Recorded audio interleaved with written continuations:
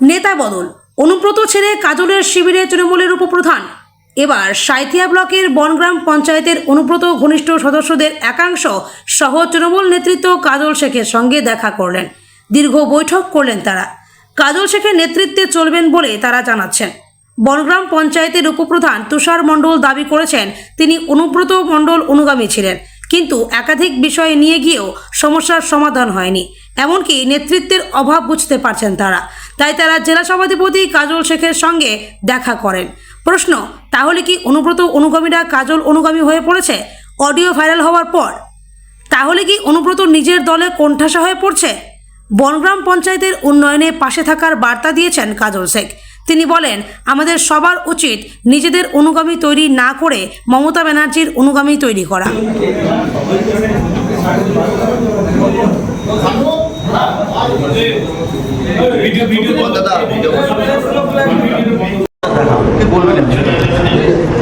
দেখুন, কেষ্টদার অনুগামী আপনারা সঠিকই বলেছেন। কেষ্টদার অনুগামী ছিলাম আমরা।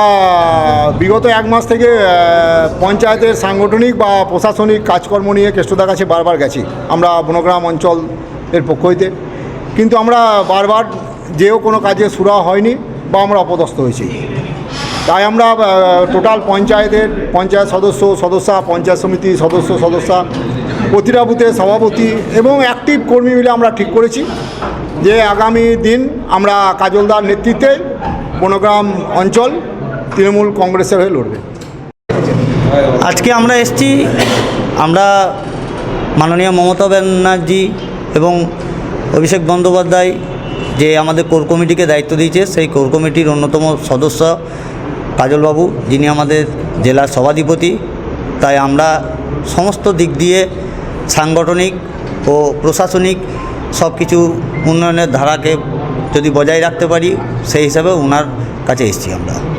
এর আগে কি কাজলদার সাথে কি দেখা করেছিলেন? বা হ্যাঁ, ওনার মিটিংয়েও আমরা দেখা করেছি, অবশ্যই সেখানে উপস্থিত ছিলাম। উনিও আমাদের একজন শীর্ষ নেতৃত্বের মধ্যে একজন আছেন। আমরা তৃণমূল দলটা করি, তৃণমূল দল কোর কমিটিকে দায়িত্ব দিয়েছে, আমরা কোর কমিটির নির্দেশে যা বলবে আমরা সেই হিসাবেই চলব।